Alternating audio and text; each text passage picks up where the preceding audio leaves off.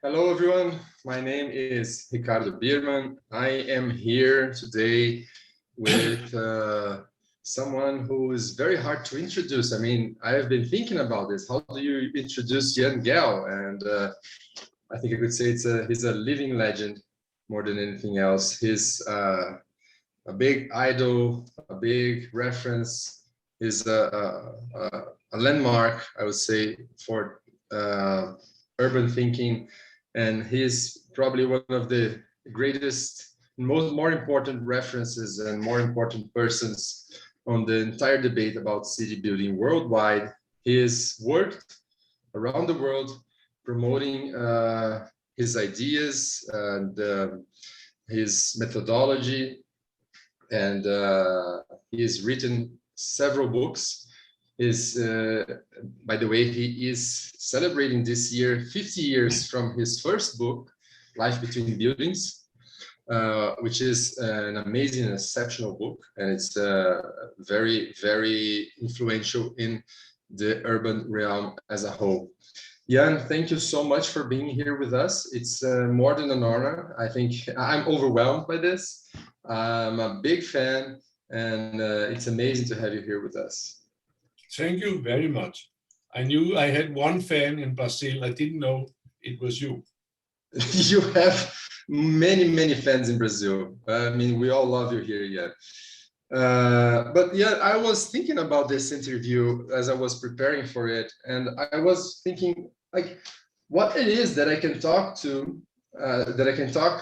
with Jan Gehl about that is not already in multiple lectures and multiple YouTube videos and channels. So it's a little bit hard. I mean, I think also for you, it would be more interesting if we could maybe tread a little bit outside the beaten path and not talk about all the things that you've most commonly talked about.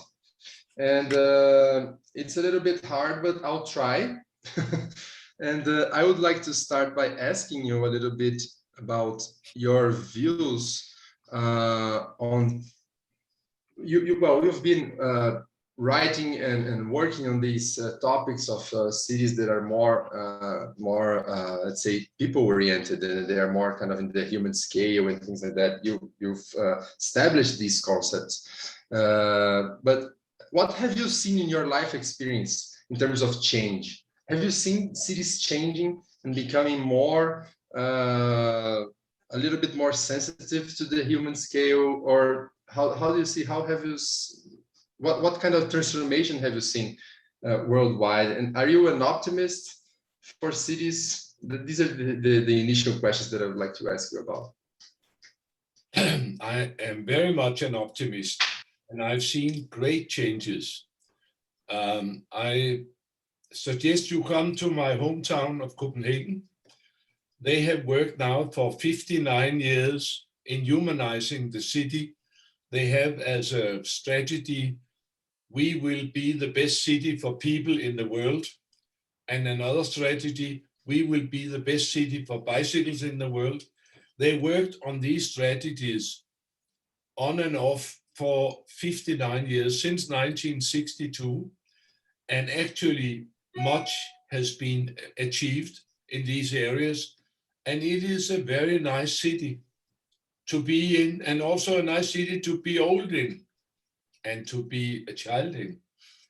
So I've seen this transformation of Copenhagen, which this year again is back on top of the monarchical list of livable cities, best livable cities in the world. But I've seen transformations, remarkable transformations. I worked very much with Melbourne, with Sydney, with New York, and with Moscow. And in all these cities, there are very strong visible evidence of a more humanistic approach to city planning. And that is very nice to be as old as I am, because then you can see the things being changed, and you can come back and see the new situation. That is very, very, it's quite a favor, quite a nice thing for any person and I'm very positive and optimistic. But I think there's one important thing, that is what has been achieved is very much in the existing cities, which were made for people, but were invaded by motor cars. But they had the spaces and the dimensions. And in these cities, there were citizens who demanded better quality. And the politicians would listen to the citizens. And also, the work was not so hard because it was really to clean up after the automobile invasion. And if you look at the places, the main street in Sydney, the main street in Moscow, the Pushkin Square in Moscow, the Times Square in New York, they are all places of the old city which have been invaded and which have been cleaned up. What I'm less optimistic about is the new stuff, because I think this Brasília syndrome, as I call it, the modernistic ideas of not looking at a city as a system of spaces for people, but as a system of objects, of architectural objects, which are organized in some nice pattern. So I think that my fellow architects, the developers and the real estate agents, they have not understood so much about this cities for people thing, which was actually how all the old cities were made. It's only for 50, 60 years we've had the modernistic period, and I see this as an unfortunate period in city planning, which will soon be over. But but it's much more progressed in the existing cities, where it's more more easy to do it, and where the citizens are demanding changes, than to convince the developers and architects to look much closer into making the new towns much more people-friendly. No more Brasília, please. I don't know if you know, but I'm speaking to you from Brasília right now. I'm a real estate developer, and we are working here on a big project. We actually had the help of Gehl Architects a while back here. And so we absolutely understand what you're saying. But it is, from my perspective, dealing with the city, with the academia, and with other developers, with architects, with the partners, suppliers, everyone in, let's say, the supply chain and the entire industry of real estate in Brazil. It is still very hard to bring these ideas to the front. To be fair, there are quite a large number of developers in Brazil, and large number of cities that are already, that have read your books and that have read books from other authors that speak about the same things.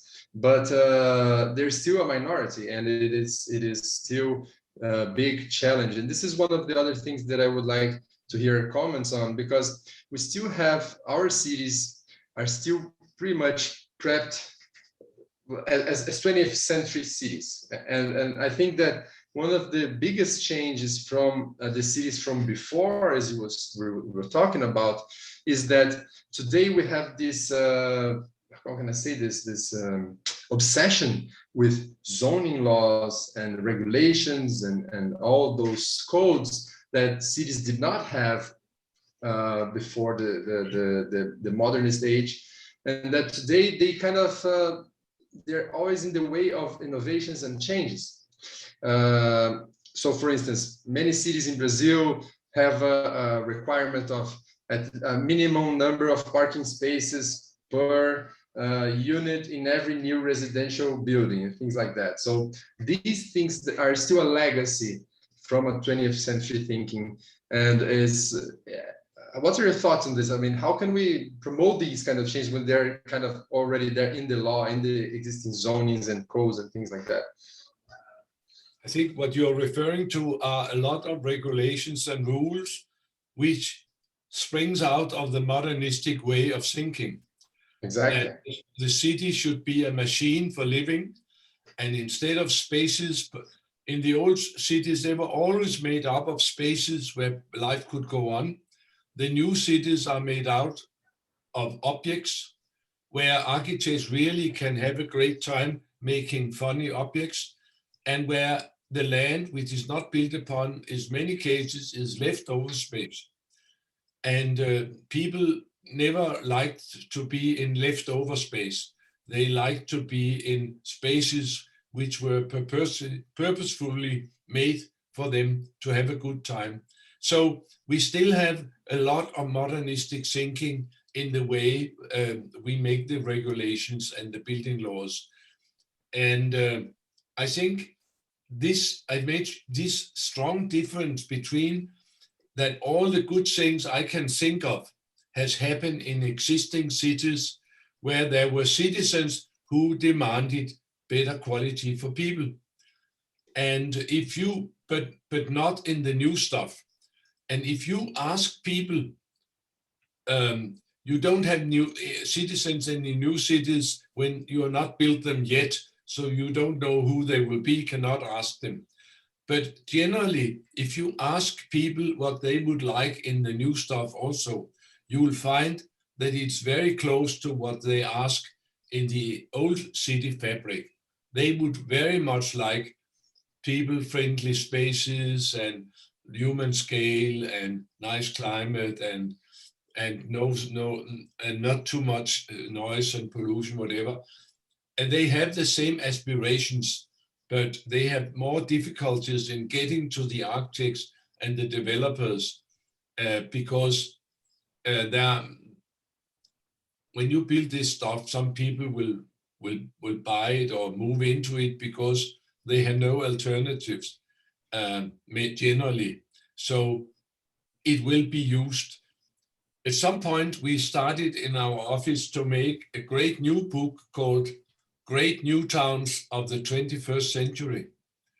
And through our contacts in all over the world, in many continents, we got them to send us suggestions for new towns which were of great quality. And every day we saw there were fewer and fewer. And in the end, it was the thinnest book in the world. We only found about 5 new towns from the 21st century which could rightfully go into a book about great urban new towns in the 21st century, because so much, our way of thinking are so much influenced by the modernists and so much influenced by our long tradition of making the cars happy. We are more concerned with making the cars happy than making people happy. So all this thinking is there everywhere, which makes it difficult to make great new towns for the 21st century. But yeah, you mentioned... Maybe you're better in Brazil. No, there are some good examples of new developments, but we're already very urbanized. So we're about 85% urban already in terms of our population. So what I think the biggest challenge that we have is to actually to reinvent and to really reshape the cities that we've built. And a lot of the largest cities in Brazil have expanded a lot during the 20th century. So they're embedded with these modernist thinkings. For instance, São Paulo, by the beginning of the 20th century, São Paulo, which is the largest city in Latin America, had about 600 kilometers of trams within the streets, and they've dismantled 100% of those lines to give weight for cars. And today they have, I think, less than 200 kilometers in urban trains and subway together. So this is a crime. I mean, what would you say? I mean, it's hard. But I want to go back to one of the topics that you said, that if you ask people, they will ask for more livable spaces. And actually, well, at least in some part, when we're doing new developments, what we see is people actually going against density, going against more, let's say, more compact cities. People are, this is very common, I understand that in Brazil, but also elsewhere, that people that are already there, they are usually in, they will usually be against new developments, redevelopments, and changes in the city space that they already have. So you ask people, do you want your city to have more hospitals? Yes, of course. Do you want them to be next to your home? No, I don't want to put them somewhere else. Do you want more density and compact city and city life and all that? Yes, yes, of course, that's nice, but not here where I live. Here I want my big plot with big setbacks, and because if you bring new developments here, you're going to have more traffic and more congestion, and people, different people from myself will be coming here. So this is what the Americans call the NIMBYs, the not in my backyards. What are your, I mean, have you had experience in the projects that you've worked with people actually being afraid of these changes, and how do you respond to that? I think that one very interesting new factor is that in our cities by now, we have generally 20% of all the inhabitants, they are retired old people, and they may have a completely different outlook to these ideas which you're putting forward. We have in our country a very strong movement of old people moving into settlements which are especially for plus 50 years of age, so that you in your old days could also be closer to people, have more in common, share more things, go on journeys together. So it's something about that, a new situation for many of these guys who are sitting there, not in my backyard. Suddenly, when they are alone and the wife or the husband has died, they have another attitude. They would like to have a neighbor, and it should not be too far away, all these things. So I would generally say that if we can make cities which are good for the young ones and the old ones, all the rest will also find a good way. And if you show pictures, people, of what could be the alternative to the way they're living, as you described it, with big lawns and much maintenance and absolutely no people nearby. If you show people various images of settings here and there and say, which place could you see as a nice place to live, you will find that there is this great urge to have better social spaces, better informal city life in your neighborhood than being absolutely alone and all dependent of 2-3 cars per household. Yes, absolutely. I agree entirely. Yeah, let me ask something. We're in the process of rediscussing the zoning law for a few cities in Brazil. We're always in this process because our zoning laws, they have to be changed and reviewed every 10 years. So at any given moment, you have some capitals and some large buildings, some large cities going through this discussion. And the discussions are very similar to one another. I mean, they're always the same.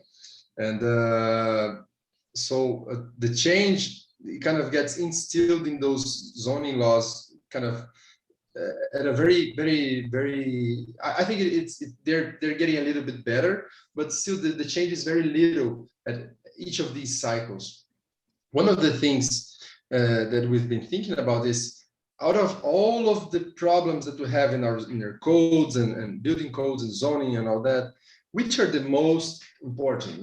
Which are the urban parameters? Which are the technical specifications that are most relevant to allow for more livable places? So maybe it is, I don't know, promote more mixed use. Maybe it is to remove setbacks. We have like an obsession in Brazil with setbacks, and this is a problem because we've gone vertical, but then we have the setbacks. So we have typical, let's say, building in Brazil will be in a big plot and with the building in the middle and a fence around it.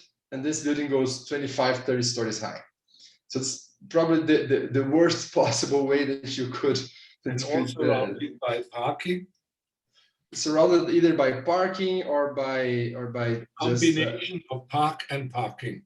A combination by a park that nobody uses and parking that is filled with cars. And sometimes also very common in Brazil is that they would bring this concept to the next level where they would put this 3 or 4 stories high. So they will do above ground parking for 2 or 3 stories, and then you put the building in the middle of that structure on top of it with like what they call a leisure area on top of this. So, and I mean, what do you think? I mean, what would be like a rule of thumbs? I mean, if you have to take down one of these things, what would be? Would it be setbacks? Would it be height limits? Would it be specification of uses? Which is, I mean, this is something that is a hard fight to fight.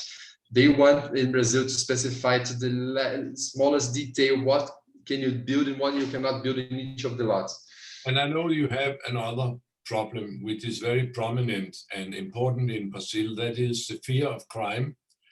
Yes. That people protect themselves and have setbacks and barbed wire and all kinds of stuff because of some social problems in the society.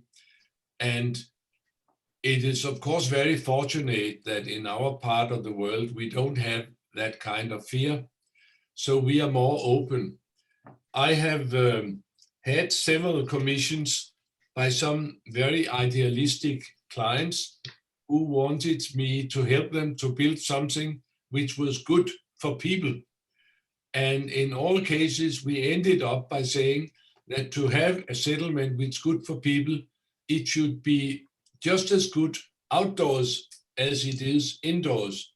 So instead of using all the energy by putting marble in the bathroom and making big kitchen and panorama windows, we will say do that, but also make sure that it's so attractive outside that you want to go for it with your dog, that you want to go for a walk, and when you're old, you can do your exercise. And we also are listening very closely to World Health Organization, who say we now have a serious problem in the world, that is sitting syndrome, that people do not move enough. And the World Health Organization will say, make cities so that people walk and bicycle as much as possible in their daily day situation, so that they can have a much longer life and much better quality of life in the old days. So today, because of the climate, because of the sitting syndrome, the concern for personal health, it is a lot of things are done to make the outdoors just as attractive as we've become used to make the indoors. And we found, of course, if we do it right, people would like to spend time, people would like to go for walks, people would like to go to the supermarket to get the exercise and the fresh air and some grocery. Of course, they also buy on the internet and whatever, but it's so nice if you can combine an ordinary life using your own energy and also meeting casually the people who are in your neighborhood and in your city, your district, instead of just looking at the television and sitting in your car. But various regions are different, the climate is different, and the social situation is different. And we in Scandinavia may have some conditions which enables us to do that kind of settlements better than in your case. But that's what I have noticed. What my opinion on this is that people they think that the only way to solve security is to put up a big fence with the barbed wire and the cameras and all that. They do not see these things as alternatives. They do not see, oh, if you have eyes on the street, as Jan Gehl would put it, I mean, you can have, it's safer actually than to have cameras on the street. It's much safer. And so I think the challenge is to, and your life will generally be better. Your quality of life, if you are not depending on safety cameras, but you live in a safe neighborhood. Exactly. Do you think there is any kind of positive take from modernist approach to city planning? There's anything that was that we can, I mean, let's be generous. I mean, if we were to be very generous.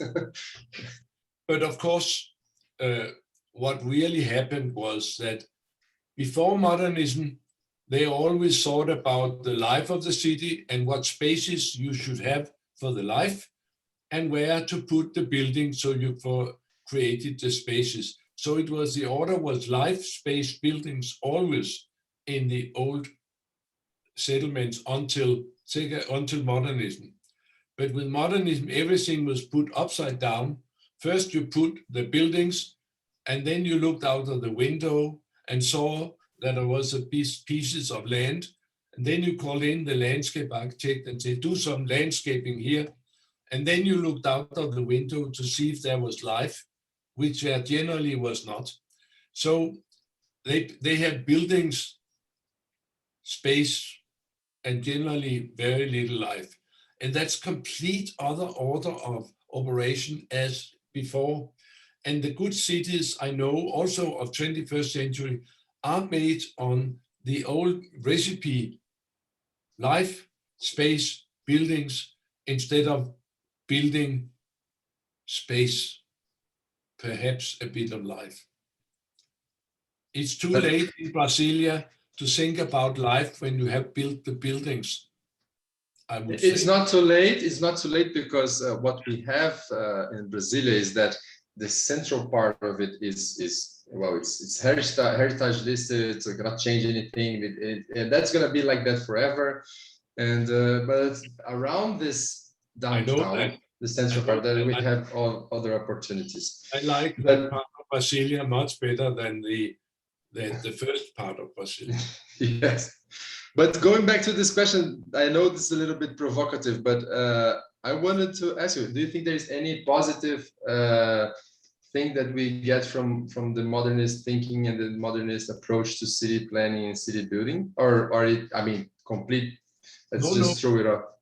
No, because part of it was, of course, a modernization of a number of things, that you have more techniques in the house, better heating systems and sanitation systems, better ventilations.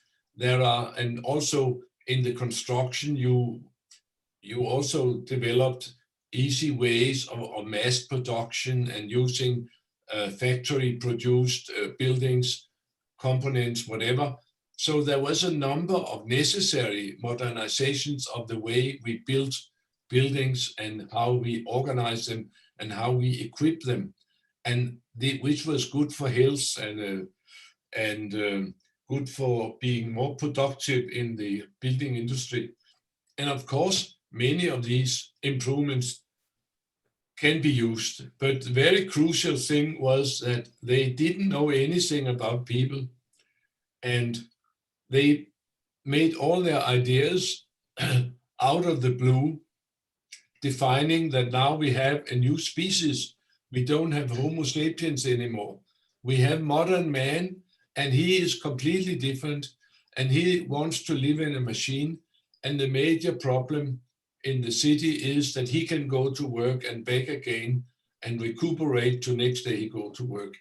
That was a very technocratic and rational thinking, but man is not a machine, and so he doesn't fit so well when the city is conceived as a machine.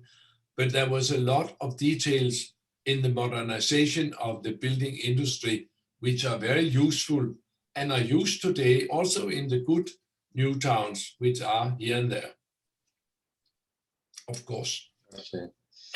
Yes, we're getting to the end of this. This is amazing conversation. I would love to be here the whole day with you, Gehl, but I know that you have a lot of things to attend to, and I think that I just want to get your impression on what's the future going to be like. What do you think that is the next steps? I mean, what do you think the next? How can we make sure that a lot of new technologies coming? Some people are very worried about for instance, the self-driving cars. And will they push back on this this struggle to bring the cities back to people and or not? And what do you think? What do you think will be the 21st century city? Well, at least what should be like the 21st century city? I remember a remark after one of my lectures in São Paulo, where some person said, it will be wonderful when we have the self-driving cars, because then we can have twice as many cars on our freeways, and that will solve the mobility problem. I think that was the most awful perspective for the future I ever heard. I think that the major challenge we have, that is the challenge of the climate, the challenge of reducing the resources we need for building and for living in our cities, and we have to move closer together to have better heating systems, better garbage collecting systems, less services, less expensive services. So we have to develop our concept of mobility beyond the idea of Henry Ford from 1905, that mobility is giving every man a ton of steel and 4 rubber wheels. That was a good idea 120 years ago in the Wild West, but it's certainly not a good idea in a city with great density, with many, many people like São Paulo or other big cities. And really the mode of organizing mobility in a way so it's better for the climate and still is very efficient, that has been delayed very much by the access to cheap gasoline. And so actually the good old idea of Henry Ford, that technology has lasted now for 120 years, and it's my point of view, it is outdated, and that in the future we must put less emphasis on mobility. We will have to listen more to the new ideas coming out from Paris about a 15-minute city where you minimize mobility as best you can. Actually, all the old cities were 15-minute cities. I think that we must reduce the number of individual cars. We must share the cars much more. We shall not make parking lots for each apartment, but maybe make 10 parking lots for 20 or 30 apartments and say, now you can share this pool of cars. Today, the cars, they are resting for 95% of their entire life. That is a complete waste of resources and a complete waste of city land to have all these sleeping cars all over the place. So there are so many not too smart solutions we have today. And I do hope that in the next 20 years, we will be able to address these problems more and more. So we will have less need of mobility and have also much better cities and residential areas so that we can have a more full life, especially because we will be 20 or 30% elderly people who have other needs than the modern man who is rushing from his work to his bed every day in the old concept. We have a much more diversified world now, and we know much more about how to make good cities for Homo sapiens. Oh yeah, we do not know what the future will bring, but I am absolutely certain that our cities will be better in the future because of your work and because of your thoughts. I hope you're very, very, please take this as a very sincere appreciation for everything that you've done. And well, oh, there's one more thing I want to ask you. Sorry, that I have to put this last question there. We have an issue here that's bothered me for a while in Brazil, which is we do not have a planning degree. We do not have urban planning degrees in the universities. We do not have urban, not even urbanist design. What we have is the architecture schools have kind of incorporated urbanism. So they call themselves architect and urbanist. When they get the degree, they say they're an architect urbanist, architect/urbanist. And I think that because, so basically what happens is that all we have is architects. What's your advice for Brazilian architects? I mean, they are not only designing buildings, but they're also in the cities. They're putting up the regulations for the cities. They're designing the settlements, the land parcelings, and the subdivisions. They're doing everything. They're doing all the work. What would be an advice you would have for especially the younger architects that are kind of getting out of school today? They're about to start their career, and what could they do to be a part in this transition? Here's an object. And I think that in most architecture schools, they are very much concerned with the objects, with the form, because form is easy to communicate in pictures, and it's easy to discuss, it's easy to study, to do research about form. And in many schools of architecture, they are so obsessed about form and forget that this is not architecture, this is sculpture. Architecture is the interplay between form and life, and just as much energy should go into studying life and the interaction between form and life, how form influences life. And so I will challenge the young architects to take much more concern for the other half of architecture, which is life, because only if the life and the form goes well together is it good architecture together. So this is not architecture, this is. Amazing. Thank you so much, Jan. This has been an amazing conversation. Thank you so much for your time. Thank you for being here, for sharing a little bit. And we're honored to have had the opportunity to be speaking to you today. Thank you very much. You're welcome. So now, Jan,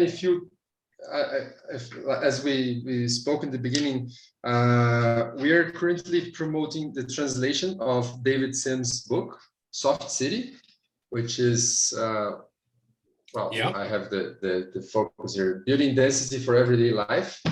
And you wrote the foreword, so I take it that you've read the book. And what do you think is, how do you think Brazilians could benefit from David's ideas? And what's your take a little bit on what's a soft city and what's the relevance of this concept? I think that in the foreword, I take great, I am very careful to point out that this book is out of a tradition, which is a wonderful tradition. It actually comes from the time before the modernists, and it has been followed by the very famous and great Swedish English architect Ralph Erskine. He was able to do fantastic housing areas where he looked after the form and all the way down to the time when all the details were in place. and it was a wonderful place for people, and also it looked fantastic.